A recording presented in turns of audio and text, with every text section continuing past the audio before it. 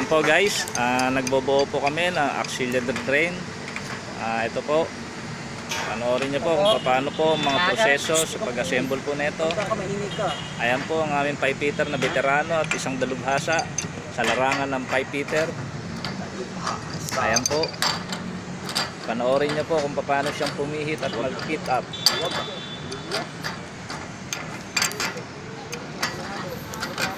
Ito po, ang tawag po dito ay gate valve. At pagka ito ay nabuo na po, na-tap na po ito sa riser. Pag halimbawa kayo po ay magde-drain, bubuksan nyo lang po itong gate valve. Matik na po iyan, magde-drain na po iyan. Ayan, ina-assemble po namin bago i-fit up. Ayan po, panoorin nyo po yung poging pipe fitter namin.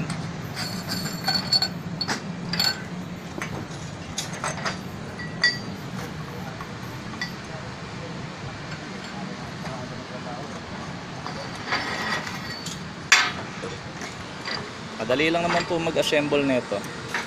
Kunin niyo lang po yung mga tamang sukat niyan. At sunod-sunod na po yan.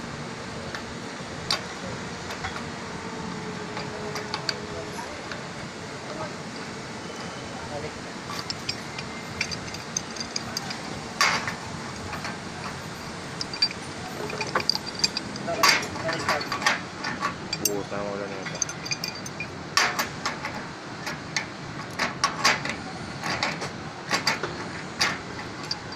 So ano, para hindi ka mahirapan, dalawang ko yung patitigoy. Kabilaan, para susuksak mo na lang. Okay, pwede ba yun?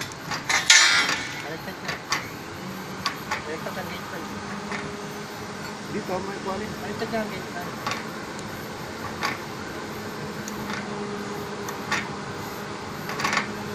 mo natin. Nakakibaliktad.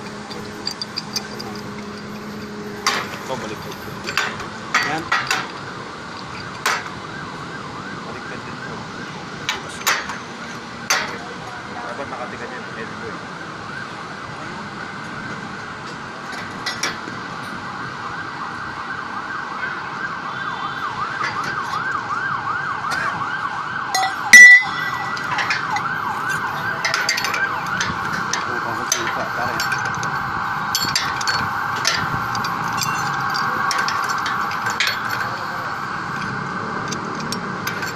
Ayan po guys, kung napanood nyo po yan, makukuha nyo na po ang diskarte sa pag-assemble po ng auxiliary.